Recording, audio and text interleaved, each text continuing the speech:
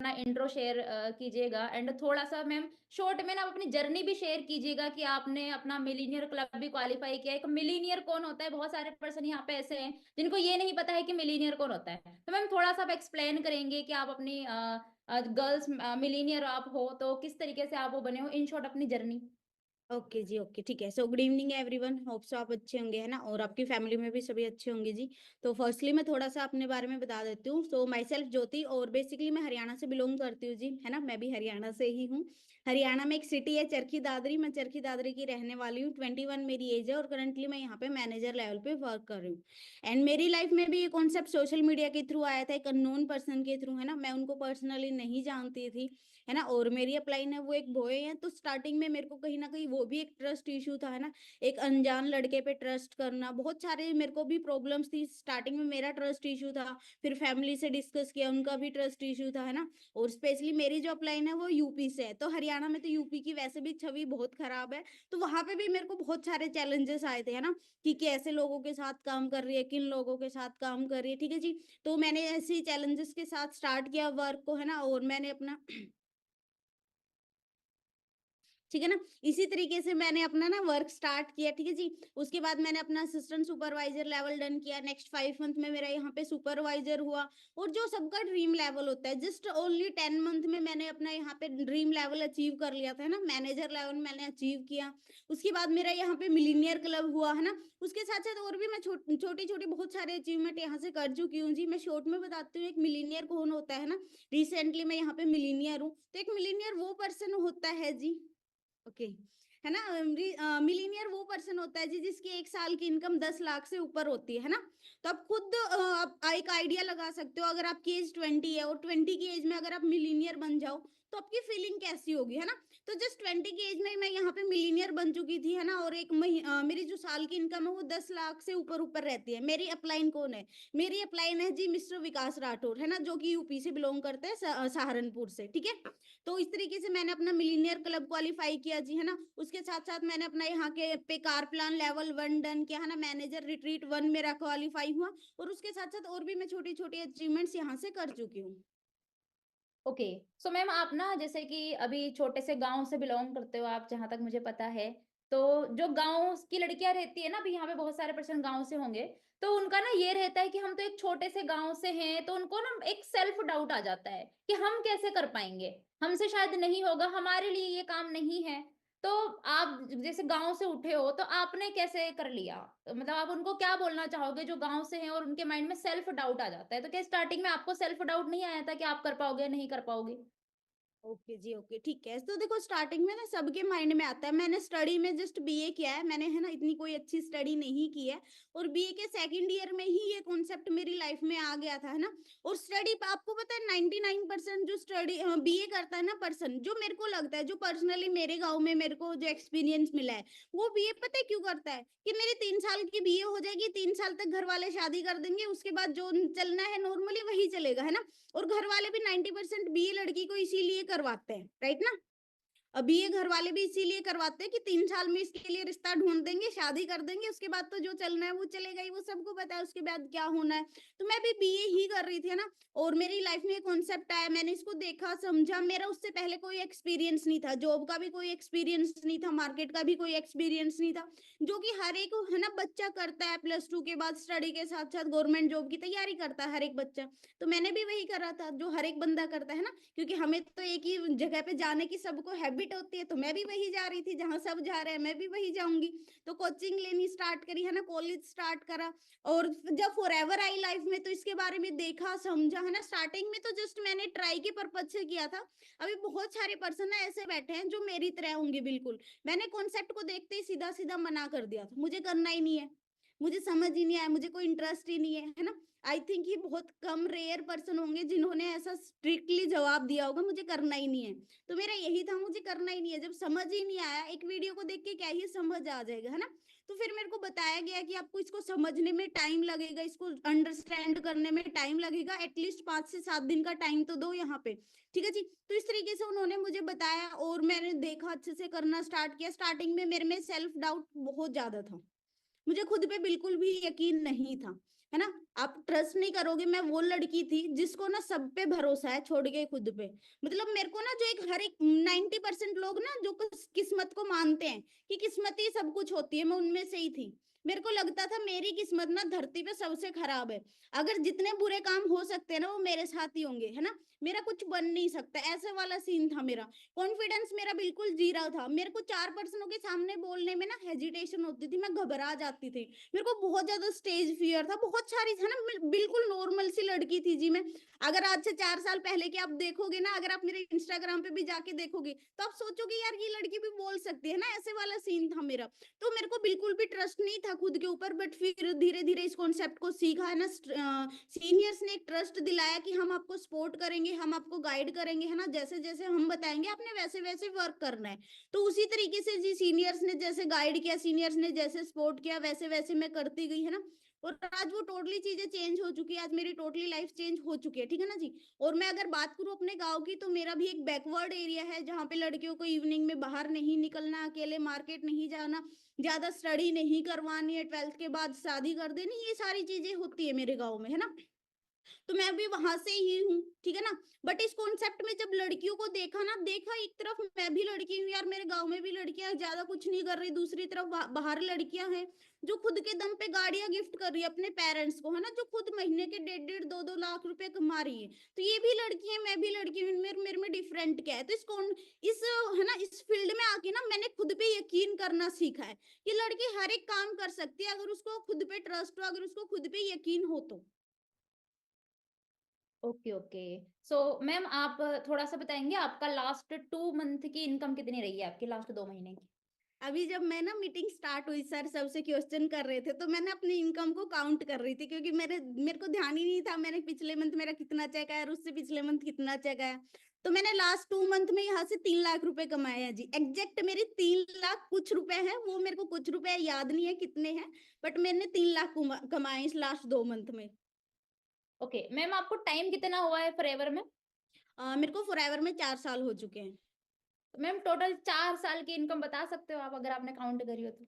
नहीं, मैंने कोई काउंट तो नहीं किया, मेरे को एग्ज़ैक्ट आइडिया नहीं है, बट अप्रॉक्स मैंने 30 लाख से अबव ही अर्न किया होगा, 30 से 40 के बीच। Okay, okay, thank you so much ma'am. तो देखो एक लड़की के लिए 2 महीने का 3 लाख अब ना कुछ लोगों को ट्रस्ट तो नहीं हो रहा होगा, पता है मेरे को, पक्का नहीं हो रहा होगा। सच में इतना पैसा आता है? एक लड़की हो के, है ना? लगता है ना हम एक नॉर्मल सी लड़की हमारे सामने आके बोल रही है मैं मतलब महीने का 1.5 लाख रुपए कमा रही हूँ, 2 महीने का 3 लाख कमा रही हूँ। पक्का कुछ लोग यहाँ पे ऐसे बैठे होंगे जिनको ट्रस्ट नहीं हो रहा है। एक काम करना अपनी अप्लायंस है ना, बैंक स्टेटमेंट ले लेना, मिल जाएगी। बट वो मीटिंग के बाद, ठीक है? स्टेटमेंट ले लेना वो भी मिल जाएगी। कंपनी से मेल आती है वो भी मिल जाएगी। क्योंकि कुछ लोगों को सच में होता है ट्रस्ट इश्यू। तो देखो मैम ने जैसे कि बताया कि वो भी एक छोटे से गाँव से बिलॉन्ग करते हैं। यहाँ पे बहुत सारी लड़कियाँ होंगी, जैसे कि मैम ने एक वर्ड यूज़ किया स्टेज फियर। हमें ये चीज़ होती है, गर्ल्स में मोस्टली होता है। कहीं न कहीं ना कॉन्फिडेंस नहीं होता है। हम बोल्ड नहीं होते स्टार्टिंग में। हमारे अंदर कॉन्फिडेंस नहीं होता है ना? अगर 2 अननोन पर्सन सामने आके खड़े हो जाए ना, समझ में नहीं आता है उनसे क्या बात करनी है। क्यों? क्योंकि एक जो होता है ना लीडरशिप क्वालिटी वो नहीं होती हमारे अंदर। क्योंकि स्टार्टिंग से एनवायरनमेंट ऐसा और स्पेशली जो गाँव में है, जैसे कि मैम गाँव से उठे हैं, मैं इसलिए बता रही हूँ ये चीज़ कि स्टार्टिंग में होता है ये चीज़ क्योंकि एनवायरनमेंट ही हमारा ऐसा रहता है कि लड़कियाँ सिर्फ़ 4 दीवारी के लिए बनी हैं। इसीलिए वो सिर्फ़ 4 दीवारी में ही बोल पाती है। होता है ना लड़कियाँ सिर्फ़ 4 दीवारी के लिए बनी है। वो 4 दीवारी से बाहर निकलेगी वो बोल नहीं पाएँगी। क्यों? क्योंकि कॉन्फिडेंस डाउन होता है। तो सेल्फ डाउट स्टार्टिंग में ना सबके अंदर आता है। मोस्टली गर्ल्स यहाँ पे होगी जिनके अंदर आ रहा होगा, मैम को भी आया था। बट आज ऑलरेडी मैम मिलीनियर है ना? मिलीनियर कौन होता है ऑलरेडी उन्होंने बताया है।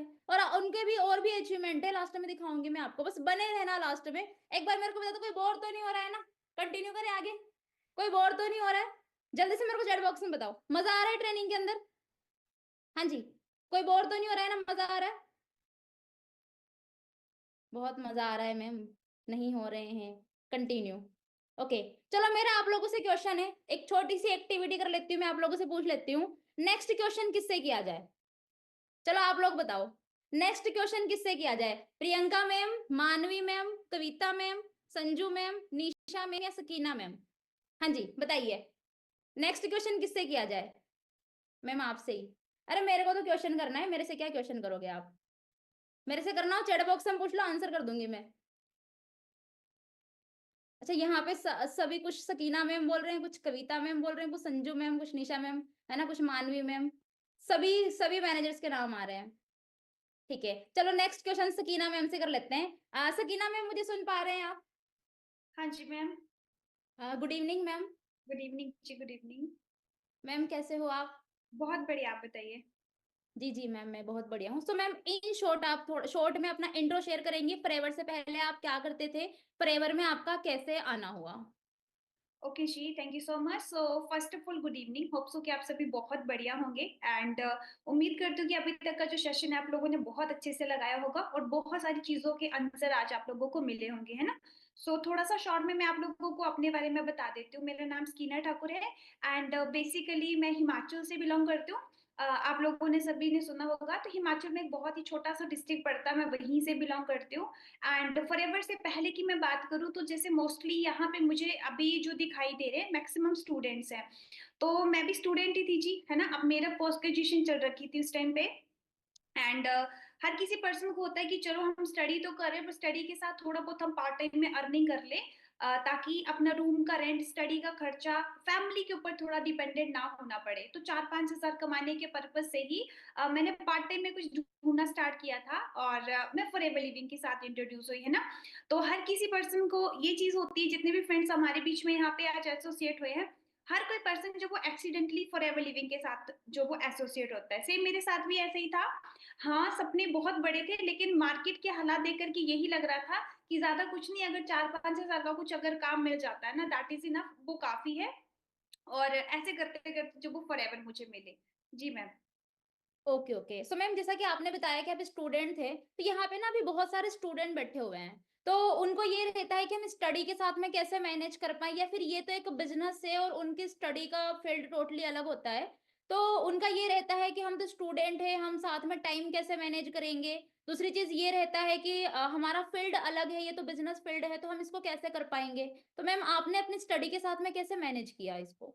ओके जी। सो देखिए जी, सबसे पहले तो मैं आप लोगों को एक चीज़ बताना चाहती हूँ, हर कोई पर्सन जो इस टाइम पे स्टडी कर रहा है ना? तो स्टडी करते टाइम एक चीज़ हमें समझनी है। आप खुद सोच कर के देखिए, अब मैं तो एक ऐसी स्टूडेंट थी, मुझे ज़्यादा ऐसा नहीं था, जब भी मेरा एग्ज़ाम का टाइम होता था, एग्ज़ाम से 1 आध मंथ पहले ही मैं स्टडी करती थी, है ना? और मोस्टली यहाँ पे ऐसे पर्सन्स होंगे जिनको बुक ही खोलते हैं, जो वो अपना एक नींद आ जाती होती है ना? कि भई अभी चलो कोई बात नहीं, कल पढ़ लेंगे, ऐसा कर लेंगे, वैसा कर लेंगे। 90% पर्सन इसी तरीके के होते हैं, है ना? तो ये तो मैं एक ही चीज़ बोलूँगी कि ये सबसे बड़ा एक बहुत बड़ा एक एक्सक्यूज़ है कि हम स्टडी के साथ मैनेज नहीं कर सकते, क्योंकि हम लोगों के पास अप्रॉक्सिमेट 1 दिन के अंदर ना 24 घंटे का टाइम होता है। तो 24 घंटे के टाइम पीरियड के अंदर इंसान जो वो कॉलेज भी जा रहा है, अपना सोशल मीडिया भी यूज़ कर रहा है। सोशल मीडिया के साथ-साथ और भी काफ़ी एक्टिविटीज़ है ना? मतलब पढ़ाई के ऊपर अप्रॉक्सिमेट अगर मैं बात करूँ, ज़्यादा से ज़्यादा 3 या 4 घंटे, या फिर मोस्टली जो उन्होंने क्लासेस अटेंड करी होती है, जस्ट वहाँ तक ही वो सीमित होता है ना? तो स्टडी के साथ मैनेज करना बहुत ज़्यादा ईज़ी था, ठीक है, मेरे लिए, क्योंकि मेरा डे में जो वो कॉलेज होता था, इवनिंग में हमारी क्लासेस होती थी, सो डेफिनिटली ईज़ी था बहुत ज़्यादा। और दूसरी मेन चीज़ यही होती है कि जैसे मैम ने पूछा ना कि अभी हम इस कांसेप्ट के साथ एसोसिएट हुए हैं, और कई बार हमारे माइंड में ये चीज़ होती है कि चलो ठीक है, हम तो स्टूडेंट हैं, हम तो बीए कर रहे हैं, हम बीकॉम कर रहे हैं, फॉरएवर एक बिज़नेस है, फॉरएवर एक हेल्थ लाइन का काम है, तो हम किस तरीके से यहाँ पे काम करें, है ना? किस तरीके से हम समझें? तो उसके लिए देखो, मैं आपको एक छोटी-सी चीज़ बताना चाहूँगी और जहाँ से आपको इस चीज़ की क्लैरिटी हो जाएगी। राइट नाउ देखो, सबसे पहले आज के टाइम पे ना हर किसी पर्सन को जो है वो अपना करियर बनाना है ना? और कोई भी चीज़ अगर हमने ग्रेजुएशन करी है, पोस्ट ग्रेजुएशन करी है, हर एक चीज़ सीख करके होती है। अगर कोई इंसान लर्निंग लेने के लिए रेडी है, तो वो सब कुछ कर सकता है। दूसरी मेन चीज़, हमने ना फॉरएवर को इस वे से देखना है, जैसे कि हम सभी इस टाइम पे 21st सेंचुरी में हैं, है ना? तो कहीं न कहीं आज का एक ऐसा टाइम पीरियड है जहाँ पे बहुत सारी जो चीज़ें वो अपडेट हो रही है। बहुत सारे न्यू वेज़ आ रहे हैं, है ना? हम सभी ने, जैसे कि मैं हर बार ये चीज़ बोलती हूँ कि हम सभी ने क्या करा है जी, वेस्टर्न कल्चर को अडॉप्ट करा है, हर एक चीज़ मतलब ट्रेंड के अकॉर्डिंग हम चेंज हुए हैं। तो कहीं न कहीं सोच करके देखो, अगर हम यहाँ पे अभी सोच रहे हैं कि हमने टाइम के अकॉर्डिंग ज़िंदगी को जीना है, टाइम के अकॉर्डिंग अपने ड्रीम्स को हमने फुलफिल करना है, तो हमें जो वो काम करने के तरीके और पैसा कमाने का तरीका भी चेंज करना पड़ेगा। अब हम ना 1970 वाला वो एक वो नहीं लेकर के आ सकते कि 90-70 में जो चीज़ होती थी, 2025 में भी हम उसको चलाएँगे, है ना? तो आपको इस तरीके से फॉरएवर को समझना है, ठीक है जी। एंड क्योंकि फॉरएवर आने वाला टाइम या फिर अभी जो हमारा जो करंट टाइम है, यहाँ पे भी बहुत ज्यादा जो लोग हैं फॉरएवर के साथ एसोसिएट होकर के अपनी लाइफ को टोटली चेंज कर चुके हैं। मुझे भी ये चीज समझ आई। एंड स्टूडेंट एज में क्या होता है, हमारा ग्रोइंग माइंडसेट होता है, हम सारी चीजें सीख सकते हैं, ठीक है ना। तो फॉरएवर में वर्क करना कोई बहुत बड़ी बात नहीं है। सबसे पहले बस हाँ, शुरू में हर किसी पर्सन को थोड़ा सा लगता है कि कर पाएंगे नहीं कर पाएंगे, क्योंकि कोई भी जब आप एक नया काम शुरू करेंगे ना, डाउट्स हर किसी पर्सन के माइंड में आते हैं, ठीक है। ऐसा नहीं है कि कोई भी पर्सन पॉजिटिव होता है। जब हमने ना फर्स्ट में एडमिशन ली थी, तो हमें तब ये नहीं पता था कि हम +2 तक पहुंचेंगे, या फिर जब हम 5th में थे तो हमने ये भी नहीं सोचा था कि हम 10th तक पहुंचेंगे। बट सीखते सीखते हुआ ना, सब कुछ कर लिया हम सभी ने। सेम इसी तरीके से आप फॉरएवर में भी बहुत कुछ कर सकते हो। बट सबसे पहले आपको क्या करना जी, अपना माइंडसेट। क्योंकि देखो, एक सिंपल सी बात है, जंगल में ना एक तरफ हाथी खड़ा है, दूसरी तरफ जो वो शेर खड़ा है।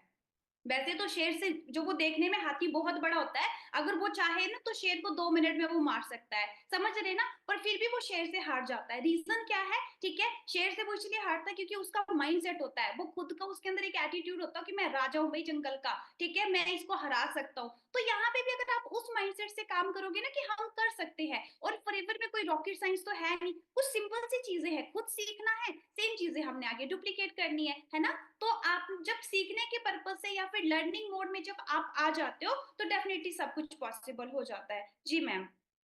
Okay, okay, thank you so much ma'am. So देखो एक चीज़ है, जितने भी यहाँ पे स्टूडेंट बैठे हुए हैं, कोई भी स्टूडेंट 24 घंटे स्टडी नहीं करता। हर एक स्टूडेंट, चाहे आप स्टूडेंट हो, चाहे आप किसी भी प्रोफेशन से हो, कोई भी बंदा किसी भी काम को अगर करता है, वो 24 घंटे बिज़ी नहीं रहता। दिन में ना 1-2 घंटे ऐसे निकल ही जाते हैं, जिसमें या तो हम स्क्रॉलिंग करेंगे, या तो हम रील्स देखेंगे। रील्स भी हम तब तक देखते हैं जब तक आ नहीं जाता है 500 एमबी डेटा लेफ्ट, तब तक रील्स चलती रहती है। फैक्ट है ना? होता है ऐसा? देखते रहते पता नहीं लगता 2 घंटे हो गए, 1 घंटे हो गए। तो कहीं न कहीं ये होता है हमारे साथ में कि हम ना टाइम को वेस्ट करते हैं। सिंपल सी चीज़ है, अगर आपको लाइफ में कुछ करना है, तो आप इंस्टाग्राम पे जहाँ पे रील्स स्क्रॉल कर रहे हो, सोशल मीडिया को स्क्रॉलिंग कर रहे हो, उसी सोशल मीडिया पे जो टाइम वेस्ट कर रहे हो, वो टाइम वेस्ट नहीं करना है, उस टाइम को यूटिलाइज़ करके इनकम ले सकते हो आप। क्योंकि आपको ये नहीं बोला किसी ने कि आप यहाँ पे 24 घंटे काम करो, 24 में से 18 घंटे काम करो, नहीं। वो आपके ऊपर डिपेंड करता है, जो फुल टाइम कर सकता है फुल टाइम करो, जो पार्ट टाइम कर सकता है वो पार्ट टाइम करो। आप लोगों ने जब इसको स्टार्ट किया होगा ना, स्टार्टिंग में ही आपके सीनियर ने आपको बताया होगा कि आप इसको पार्ट टाइम भी कर सकते हो। तो जो आपका टाइम रहता है ना फ्री टाइम, क्योंकि देखो कोई भी हो 24 घंटे काम नहीं करता, जो 2-3 घंटे 4 घंटे जितने भी आपको टाइम फ्री मिल रहा है ना, उसमें आप इस वर्क को कर सकते हो। तो उस टाइम को वेस्ट ना करके यूटिलाइज करें, है ना। क्योंकि वो जो सारी चीजें ना, रील्स स्क्रॉलिंग करना, रील देख के खुश होना, वो हमारी एक टेम्परेरी हैप्पीनेस है। हम सिर्फ उसको 2-3 घंटे देख के खुश हो जाते हैं, वहां से पैसा नहीं कमा रहे हम, है ना। तो वो टेम्परेरी हैप्पीनेस के चक्कर में ना रहे, अपना एक परमानेंटली करियर बनाए, परमानेंटली हैप्पीनेस अपने पेरेंट्स के लिए, अपने लिए करना है, तो वो टाइम निकालो। स्टूडेंट के लिए नॉर्मल है, निकल जाता है इतना टाइम, राइट ना। सो नेक्स्ट जो मेरा क्वेश्चन रहेगा, नेक्स्ट क्वेश्चन मैं मानवी मैम से करना चाहूंगी। मानवी मैम, आपने बताया था जैसे स्टार्टिंग में कि आप मेडिकल स्टूडेंट थे, है ना।